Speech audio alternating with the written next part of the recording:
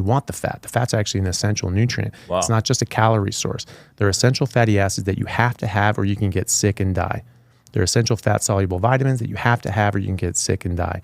Your brain is made out of fat. 60-70% of your brain is made out of fat, and a large portion made out of cholesterol as well. Cholesterol is really important. So important that your brain makes cholesterol.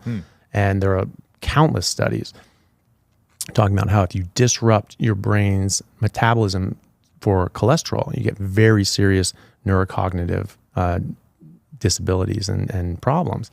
And yet we're doing everything we can to disrupt our normal cholesterol modulation and metabolism, taking medications that will cross into the brain and suppress your brain's ability to make cholesterol, changing our diet so we have less cholesterol, all these sorts of things. And we're doing this to children too, which I think is honestly a crime against humanity, because you have to have fat and cholesterol, high amounts of fat and cholesterol in your diet. You need to be in ketosis to properly develop your brain and nervous system, because ketones cross the blood-brain barrier. Ketones are from fat oxidation. They're just basically a fuel based on fat, and they cross freely into the brain. They cross the blood-brain barrier, and they act as fuel. And 2/3 of your brain optimally run on ketones. So if you have enough ketones and you have enough glucose, 2/3 of your brain will only run on those ketones. So it's actually a preference. It's only when you start getting less ketones or not enough ketones that you start filling in the gaps with glucose. And so some will still run on glucose, but the majority, including the cortex, is what we do our thinking with, is optimally fueled on ketones. But the ketones also can reconstitute into fatty acids and make up the physical structures of your brain. So when a baby's brain is growing and a child's brain is growing, it's really important for them to get ketones, a lot of ketones, a lot of fat. So a baby in the womb is in ketosis. Wow. Even though there are carbohydrates in breast milk, when a baby is breastfeeding, they're in ketosis because it's a lot easier for them to be in ketosis because they need to be in ketosis for their brain. And then we get them onto really high sugar baby food and formula, and actually suppresses the ketones and the ketose, and you're not giving the proper fat. Dang. So you're not a fan of baby formula? No. A lot of parents use that, right? They do, and sometimes their circumstances require that they do, and that's unfortunate because they don't have the same makeup as breast milk. They have sort of different fats. They say, well, you have to have omega-6s, so you need seed oils like vegetable oils and things like that. Well, vegetable oils do have omega-6s, but they have the wrong omega-6s. We don't need omega-6s. We need arachidonic acid, which is an omega-6. We don't need random omega-3s. We need specific omega-3s, DHA, EPA for our brain. 20% of your brain is DHA. Massive proportion of your brain and your body is made out of fat. And so breast milk is actually the highest concentration of saturated fat and cholesterol of any food in nature. And so why are we scared of this? Why are we saying that this is bad for us? And first of all, that's been completely discredited, that whole cholesterol heart hypothesis. But just looking at what kids need to eat, they need fat and cholesterol. Getting back to your point about cost, it actually ends up being cheaper. So a pound of spinach costs way more than a pound of ground beef, certainly, and it can cost more than many steaks do per pound. And you're not going to get all the nutrition you need from spinach. You will get all the nutrition you need from steak. With that spinach, you're going to need to buy 30 other things. Half of them are going to go bad and spoil before the other ones get used, and so you end up having a lot of waste. Meat, I've really never had to throw out meat. Worst case scenario, give it to my dogs, and they're on a raw meat diet as well. Nice. They're healthy as hell. I just switched my dogs over to that, and perfect. Their skin is way better already. Yeah, and they look healthier. Yeah, and they will be. They absolutely will be, and they'll live longer too, and much more healthfully. And so, I don't have any waste. I have actually saved a lot of money. I'm not buying coffees and snacks and thises and that's or whatever.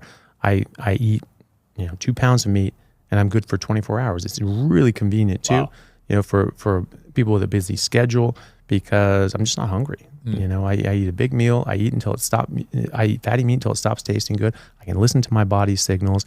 I don't have to figure out with a calculator how much to eat. Like, if you're never going to see a koala pull out a calculator to figure out what to eat, right? Yeah. And so if you need a calculator to figure out your macros, you're probably eating the wrong thing. I was never a fan of that trend. There's apps that do it now. You Yeah. got to input everything you eat. Yeah, that's it. Like, where is that in nature? Nature is natural. It has to happen just on its own.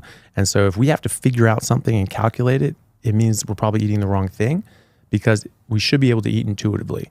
We should just be able to just eat our natural, biologically appropriate diet and listen to our natural instincts. We're not here from space. We're animals, just like every other animal on this earth. We came from this planet, and those same biological laws apply. No animal in the wild, you don't see like a fat badger waddling around. Oh, that one just doesn't have any self-control. They know what to eat, they know how much to eat, and they know when to stop. And we do too, if we're eating the right thing. And that's a testimony to it being the right thing. If you're just eating fatty meat and you eat until it stops tasting good, your body will perfectly regulate what's coming in and out.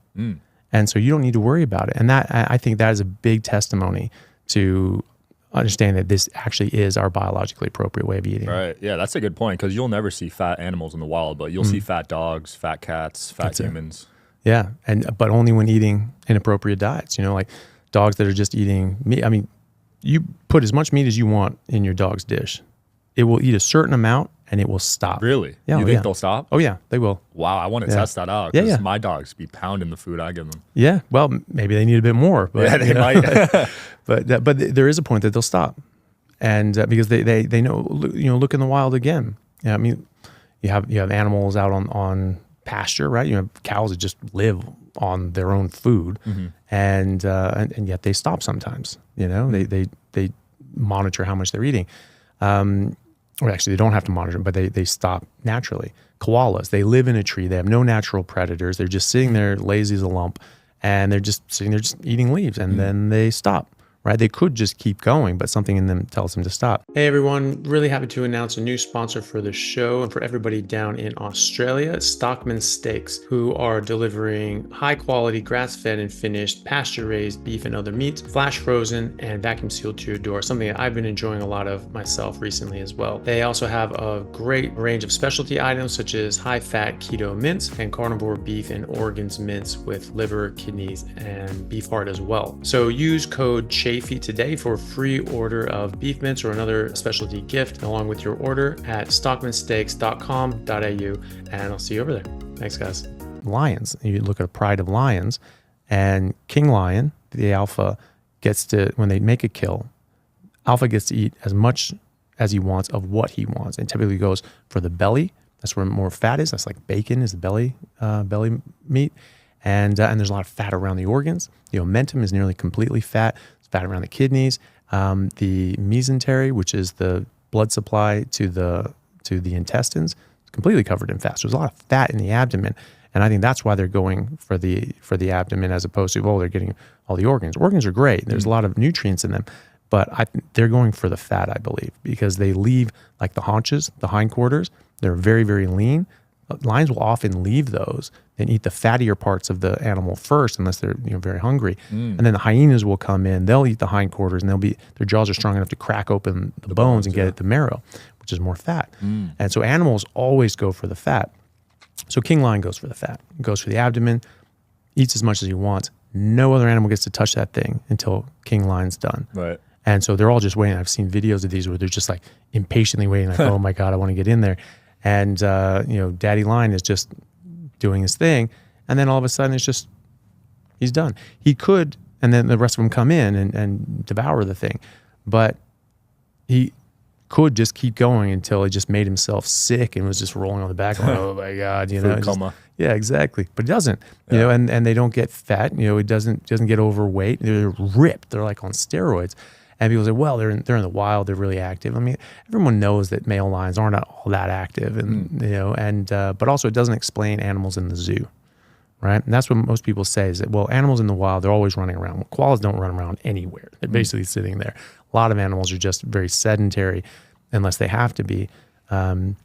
active. And but again, it doesn't explain animals in the zoo that live in a box the size of this room. It's the definition of a sedentary lifestyle. They just sit in an enclosed area and don't go anywhere. And yet, when fed their natural diet, they also look very strong, very muscular, very lean. Right. And so that's the thing. If they fed them grains and inappropriate food, they would get fat. But they're not. So being fed the appropriate diet, and even though they're getting no activity, no exercise to speak of, they're extremely muscular and lean and healthy. And so I think that's because of the diet. Yeah. I don't see too many healthy vegans. The only one I've seen actually is Brian Johnson. Yeah, well, he takes 160 different supplements, and he has a whole